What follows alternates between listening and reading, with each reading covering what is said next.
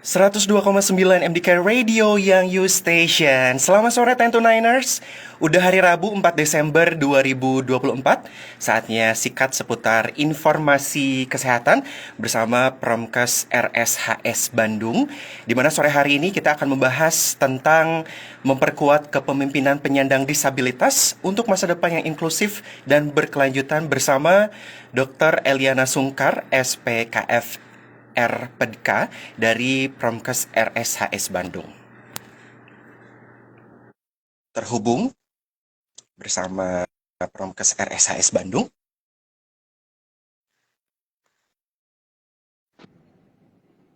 Halo, selamat sore dokter. Halo, selamat sore Kak. Sehat dokter? Alhamdulillah. Dan alhamdulillah juga kita sudah terhubung bersama Dr. Eliana Sungkar, SPKF RPDK dari RSHS Bandung. Sore hari ini Bandung lagi hujan atau lagi mendung aja nih dok? Sedikit mendung, gerimis tadi. Ya, Tapi lumayan semangat ya ya. dok ya? Iya. Oke. Nah, tentu saja sore hari ini kita akan membahas tentang memperkuat kepemimpinan penyandang disabilitas untuk masa depan yang inklusif dan berkelanjutan. Ini juga berkenaan dengan Hari Disabilitas Internasional yang digelar tanggal 3 Desember kemarin ya, Dok ya? Iya, betul. Saya Betul. dengan siapa Dok, ya? Saya bingung nih manggilnya nih. kalau panggil aku Cia aja, Dok. Oke, Kak Cia. Betul. Kalau misalkan pendengarnya Ten to Niners. Oke. Oke, kita langsung kepoin aja nih sama Dokter Eliana Sungkar. Boleh jelasin dulu nggak sih dok, sebenarnya disabilitas itu apa sih? Hmm, oke deh, ya Kak. Jadi disabilitas itu kalau menurut undang-undangnya nih ya, saya harus membaca, yaitu gangguan serta keterbatasan aktivitas dan partisipasi yang menunjukkan aspek negatif, Kak, dari interaksi antara individu dengan kondisi kesehatan dan faktor kontekstual individu, baik lingkungan dan pribadinya. Gitu. Oke. Dok, kalau misalkan bicara tentang disabilitas ya, itu pasti ada banyak jenisnya juga dong. Ya, betul, Oke. Kak Itu Cia. Jadi kalau boleh tahu jenisnya apa aja sih dok? Jadi disabilitas ini dapat mengenai pada aspek motorik maupun sensori. Jadi kalau aspek motorik misalnya Kak Cian ya, kita bergerak kemudian nanti terganggu gerakan tersebut, kemudian atau keterbatasan berjalannya ya, itu merupakan salah satu macam dari disabilitas yang motorik ya. Jadi misalnya pasien pasca stroke ya, kemudian atau hambatan dari lahir kelainan kongenital ya. Nah, sedangkan sensoriknya misalnya gangguan penglihatan atau pendengaran ya atau komunikasi Kak. Kira-kira seperti itu ya yang menyebabkan atau yang macam-macam dari disabilitas. Oke, jadi Itu Kak Cia. ada disabilitas motorik dan juga sensorik ya dok ya? Ya, Oke, seperti itu. dok kalau boleh tahu itu penyebabnya dari apa aja sih dok seseorang akhirnya bisa dikatakan disabilitas dok? Iya. Penyebabnya bermacam-macam, Kak, tapi memang ada yang dari lahir dengan kelainan kongenital atau ada juga yang eh, bawaan, bukan bawaan, apa namanya, yang dapatan ya. Jadi setelah mengalami penyakit tertentu. Misalnya kalau kelainan kongenital adanya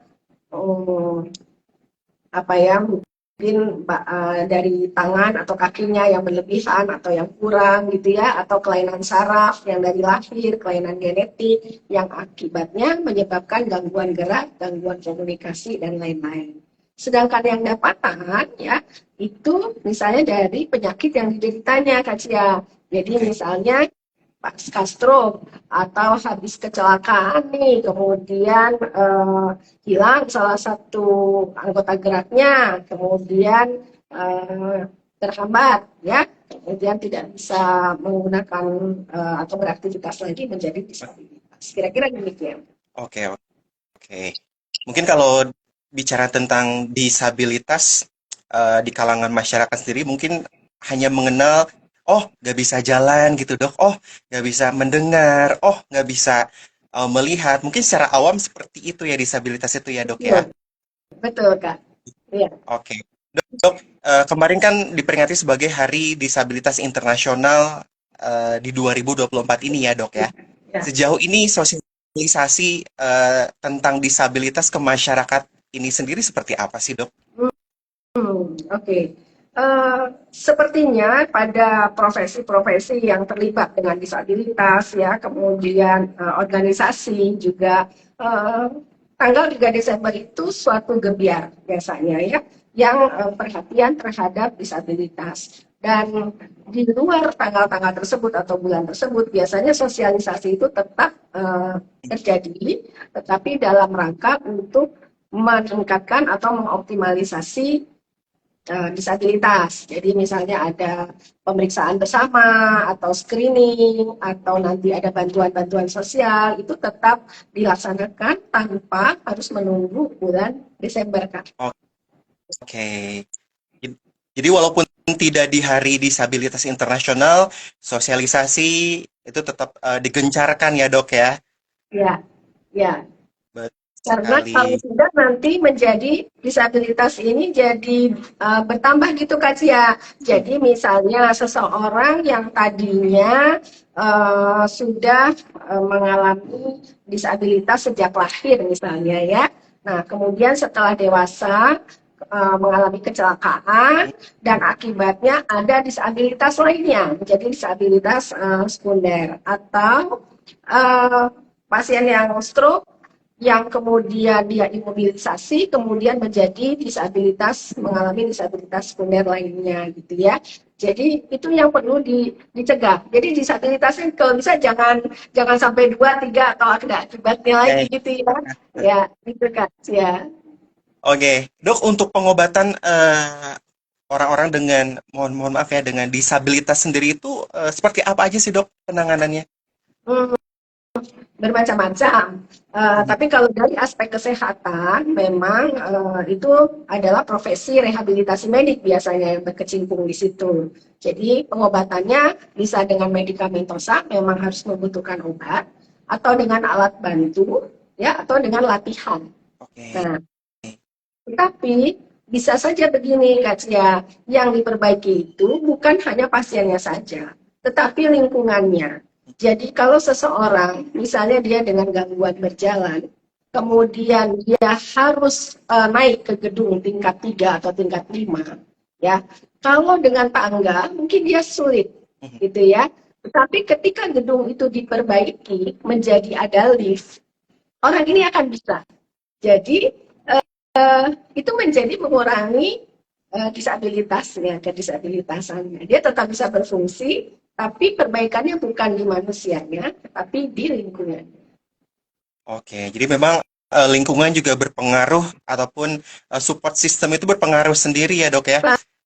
Sangat, sangat. Sangat berpengaruh pada orang-orang yang memang mohon maaf sekali lagi disabilitas ya dok ya. Iya. Oke, terus dok untuk obat-obatannya sendiri untuk setiap yang apa yang punya kekurangan ataupun disabilitas itu apa aja sih dok?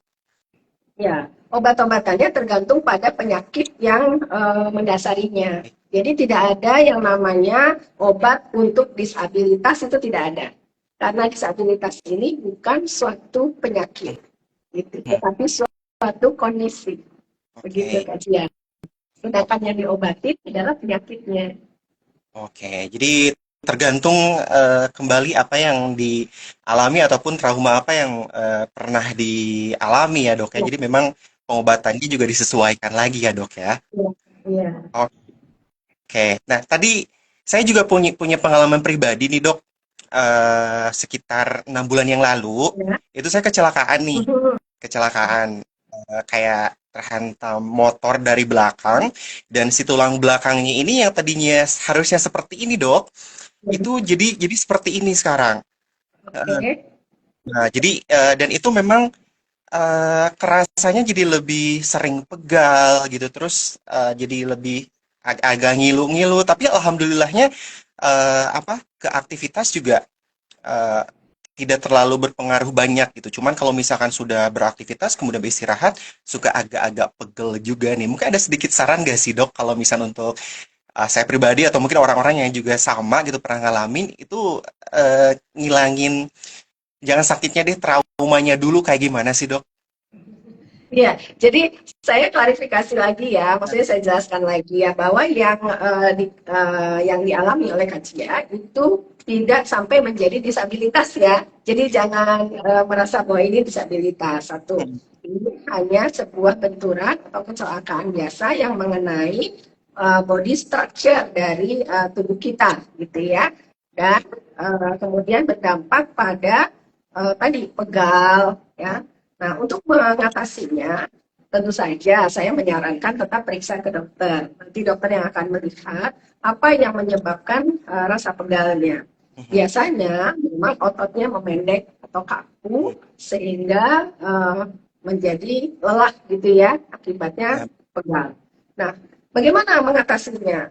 Ya, biasanya memang diperlukan seperti pemanasan atau stretching gitu ya, karena tulang yang tadi udah segini Kak Cia, yang udah tadinya segini nih, nggak bisa nih digedein lagi jadi segini, gitu ya.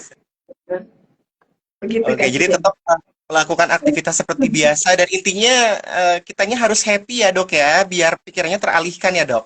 Ah, ya, betul, betul sekali. Oke, Happy dok, menjadi penting. betul. Bicara tentang tema kita hari ini yaitu tentang memperkuat kepemimpinan penyandang disabilitas nih untuk masa depan yang inklusif dan berkelanjutan. Ini arahnya ke kemana nih dok nih? Gimana?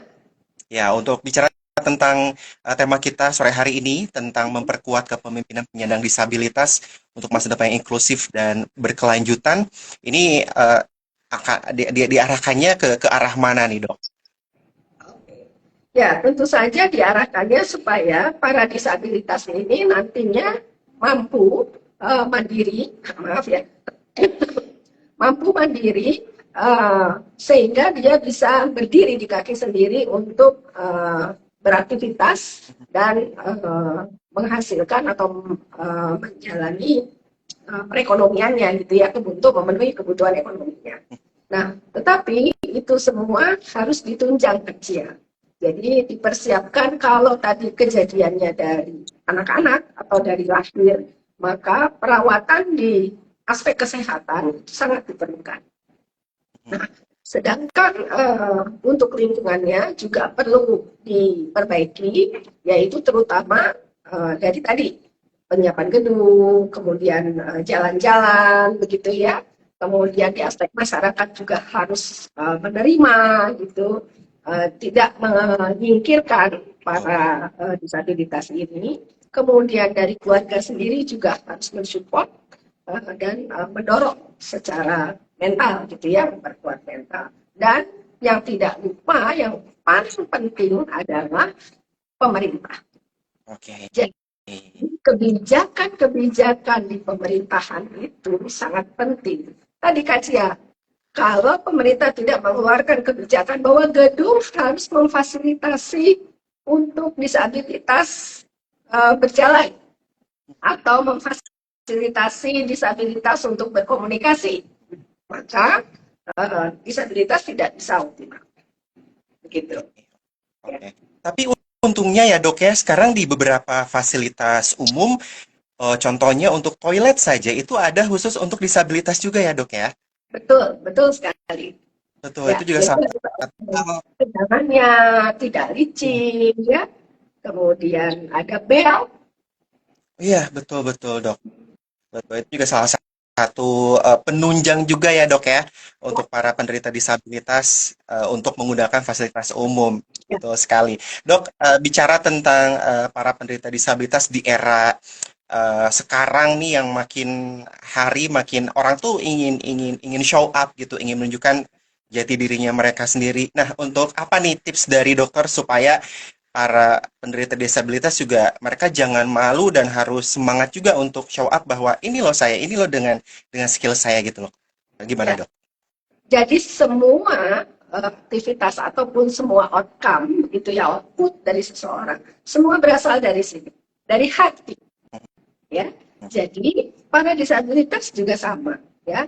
Mari kita satu, jangan berkecil hati, ya. Kemudian kuatkan semangat, kemudian berpikir selanjutnya untuk mencari jalan keluar seperti apa dan mengoptimalisasi apa yang dia miliki. Seperti itu. Jadi semua berasal dari sini, Kaica, gitu ya. Betul. Termasuk Terima kasih ya para dok ya. pemerintahan, ya, termasuk para pemberi layanan kesehatan, termasuk keluarganya dan termasuk masyarakat. Mari kita bersihkan hati dan luruskan niat untuk memperkuat para disabilitas. Betul. Berarti peran keluarga dan masyarakat juga pastinya sangat-sangat berpengaruh ya dok ya. Ya, betul, Kaica. Dok, ada yang ingin disampaikan nggak sih untuk 10 to Niners yang sekarang lagi menyimak live Instagram kita sore hari ini tentang bagaimana kita harus bersikap kepada penderita disabilitas? Ya, pada Nightingale semuanya, mari kita selalu bersikap inklusif pada para disabilitas, ya, kita support mereka. Kemudian bila kita memiliki sebuah sarana perusahaan, ya, ataupun sarana yang lain, mari kita buat semua itu ramah disabilitas agar mereka semua sama dengan kita dapat berfungsi dan dapat optimal kehidupannya. Oke, luar biasa. Dokter, sudah ada yang bertanya di WhatsApp Radio MDK. Ya, silakan Kaica. Oke. Selamat sore untuk Resna yang ada di Indihiyang Kota Tasikmalaya. Dok, apakah para penderita disabilitas bisa ditempatkan bekerja seperti seperti karyawan biasa lainnya katanya, dok? Ya, pada prinsipnya bisa, tetapi akan disesuaikan dengan kedisabilitasannya. Oleh sebab itu, para disabilitas yang akan bekerja nantinya, mohon dengan sangat dapat satu menghubungi fasilitas kesehatan, terutama yang ada dokter rehabilitasinya, Kaica. Di sana mereka akan diperiksa, kemudian akan diberikan surat rekomendasi untuk menjelaskan tentang kedisabilitasannya, dan akan menjadi pengantar untuk perusahaan pekerjaan apa mungkin yang sesuai diterima dengan kedisabilitasan tersebut. Oke, jadi dipastikan bisa ya dok ya, tergantung memang dari proses pemeriksaannya terlebih dahulu dan nanti akan disesuaikan ya dok ya. Iya, betul. Oke, terus ada juga lagi yang bertanya dokter, sepertinya banyak sekali yang bertanya sore hari ini. Selamat sore untuk Inka yang ada di Cisalak, Tasikmalaya. Dok, apakah di Indonesia ini sendiri banyak, mungkin apakah di Indonesia ini ada grup atau mungkin orang-orang dengan kumpulan para penderita disabilitas, dok? Oke, banyak sekali perkumpulan-perkumpulan disabilitas ya. Ada yang memang pusat disabilitas, kemudian ada yang mengelompokkan dari berbagai penyakit. Misalnya rumah cerebral palsy ya, kemudian ada lagi kelompok spina bifida ya, dan yang lain-lain. Jadi cukup banyak. Apakah mau bersatu di kelompok besar persatuan penderita disabilitas atau di masing-masing penyakit tadi. Oke, dok, biasanya dalam satu kelompok penderita disabilitas, mereka tuh kegiatannya apa aja sih dok, selain sharing satu sama lain gitu dok? Macam-macam, ada yang pengajian, ada yang arisan, ya, yang saya tahu seperti itu. Kemudian nanti berbagi sharing tentang kedisabilitasannya, terutama kalau ibu-ibu ya, untuk anak-anaknya. Dan jangan lupa, ketika kita bersatu di dalam komunitas tersebut, biasanya ada afiliasi-afiliasi dengan luar negeri, yang nantinya kita akan bersatu secara internasional, kemudian membahas kebijakan-kebijakan, dan mungkin para disabilitas ini juga ada yang menjadi putusan dari Indonesia ke luar negeri tersebut. Jadi tetaplah bersama gitu ya, bersatu untuk para disabilitas. Oke. Tadi kan sudah dibahas tentang bagaimana seharusnya kita selaku warga Indonesia memberikan apresiasi yang luar biasa untuk para penderita disabilitas. Nah, untuk keluarga sendiri nih dok, sebagai support system utama ya, yang memberikan semangat untuk para penderita disabilitas ini seperti apa nih dok? Ya, sebenarnya begini, Semua itu kalau kita tidak tahu, maka kita jadi mengambil langkah yang tidak semestinya. Oleh sebab itu, bila keluarga kita mengalami suatu disabilitas, maka carilah tahu, ya. Kemudian tadi bersihkan hati untuk mensupport mereka, gitu ya. Jadi harus belajar. Kemudian bagaimana caranya, baik dalam perawatan atau tadi mensupport dan mencari jalan keluar untuk para disabilitas ini. Oke, jadi seperti itu Ten to Niners ya, luar biasa support dari keluarga, kemudian support dari masyarakat sendiri, apalagi dokter tenaga medis yang memang menangani para penderita disabilitas, wah udah pastinya ngasih yang luar biasa banget ya dok ya, supaya mereka juga tidak merasa dikucilkan ya dok ya. Mereka juga sama-sama punya apa hak yang sama sebagai warga Indonesia ya dok ya. Betul, betul. Ya. Oke, oke. Dan Dok, kalau jangan lupa, kalau di Jawa Barat ini, ya, Rumah Sakit Hasan Sadikin ini termasuk rumah sakit yang besar, oke. yang terbesar, rumah sakit vertikal. Jadi untuk layanan rehabilitasi mediknya sebenarnya merupakan salah satu yang terlengkap di Indonesia. Wah, Jadi teman-teman Jawa Barat jangan berkecil hati, datanglah ke RSAN ini, ya. betul, betul, iya. Karena memang RSHS ini sangat memfasilitasi sekali ya dok ya untuk para penderita disabilitas untuk check up atau mungkin sekedar konseling juga ya dok ya. Iya, iya betul. Betul sekali. Jadi jangan ragu karena memang pemeriksaan rutin juga itu penting ya dok ya. Iya, betul. Jangan sampai nanti terjadi tadi penyakit yang Betul. akhirnya menyebabkan disabilitas. Gitu. Oke, itu tadi. Jadi untuk Tentu Niners juga mungkin ada keluarganya juga yang sama menderita disabilitas. Kita sama-sama rangkul pakai hati ya dok ya. Ya, betul, Kak Ica. Seperti itu.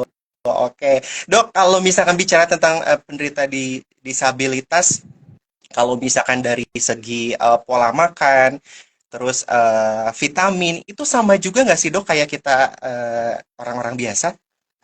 Sama pada prinsipnya, ya. Tapi tadi disesuaikan tergantung penyakit yang mendasarinya.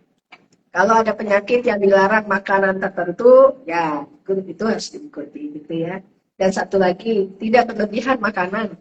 Karena kelebihan Oke. pada makan itu bisa menimbulkan disabilitas yang lainnya nanti. Atau Oh iya, memperberat. betul ya dok ya. Nah kalau udah obesitas juga salah satu lagi, salah satunya ya dok ya. Betul, Ya, betul sekali. betul betul kata dokter, jangan sampai kita udah terkena A, malah nambah lagi terkena B, C dan lain sebagainya ya Ya, dok ya. betul. Oke, Makanya dibatasi wajar. oke, dok kalau Aktivitas yang misalkan ditingkatkan. nah, Ya. aktivitas yang lain kayak misalkan olahraga itu gimana dok? Wah, harus tetap itu olahraga ya. Oleh sebab itu ada biasanya perlombaan olahraga untuk para disabilitas yang kita kenal dengan Paralimpik. Ya, Betul betul betul betul. mereka berprestasi, mereka bisa menjadi leadership untuk dirinya sendiri dan menjadi yang berprestasi. Oke, jadi memang ada Paralimpik juga khusus para penyandang disabilitas ya dok ya. Ya, Ternyata betul. di balik keterbatasan mereka punya kelebihan yang luar biasa. Mereka bisa berprestasi ya dok pastinya ya dan dibanggakan Indonesia.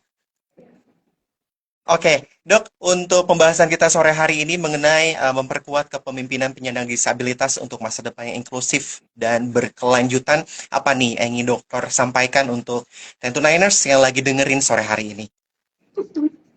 Ya, sama tadi ya. Yang pertama tetap semangat. Kemudian yang kedua bagi 90 members yang bukan disabilitas, kita rangkul mereka, ya kita support mereka. Kemudian jangan lupa juga berkonsultasi pada fasilitas kesehatan. Oke, seperti itu Tentu Niners ya. Jadi tetap dirangkul pakai hati. Saya jadi ingat banget kata-kata dokter nih, kita rangkul pakai hati dan harus kayak gini ya dok ya. Ya, harus seperti ini. Pakai hati Kalau ini luar biasa. kalau ini Betul. salam sehat. Salam Kalau sehat ini ya dok ya. berapa Berarti gini dari dok, salam sehat pakai hati ya dok ya. boleh boleh Kak Ica. Cocok. Dokter Eliana Sungkar, SPKFR Pedika, terima kasih dokter sudah berbagi informasi yang luar biasa sore hari ini bersama Tentu Niners. Terima kasih kembali Kak Ica dan tentu Mas. Mungkin di sela-sela kesibukannya. Kita udah membahas tentang memperkuat kepemimpinan penyandang disabilitas untuk masa depan yang inklusif dan berkelanjutan dari Promkes RSHS Bandung. Dokter, terima kasih banyak atas waktunya. Terima kasih, sama-sama. Semoga bermanfaat. Semangat para Amin. disabilitas di Indonesia dan Semangat. datanglah ke RSAS. Dokter, sehat selalu dan selamat beraktivitas kembali ya. Terima kasih Kak Ica. Baik, Bye-bye semua. terima kasih dokter. Dan itu dia Tentuners sikat seputar informasi kesehatan bersama Promkes RSHS Bandung bersama Dr. Eliana Sungkar SPKF RPDK yang sudah membahas tentang memperkuat kepemimpinan penyandang disabilitas untuk masa depan yang inklusif dan berkelanjutan, berkenaan juga tentang Hari Disabilitas Internasional di tanggal 3 Desember 2024. Semoga informasi yang bermanfaat, sehat selalu. Sampai jumpa di sikat 2 minggu yang akan datang. Selamat sore dan wassalamualaikum warahmatullahi wabarakatuh. Terima kasih dokter, bye-bye. Terima kasih. Waalaikumsalam warahmatullahi wabarakatuh.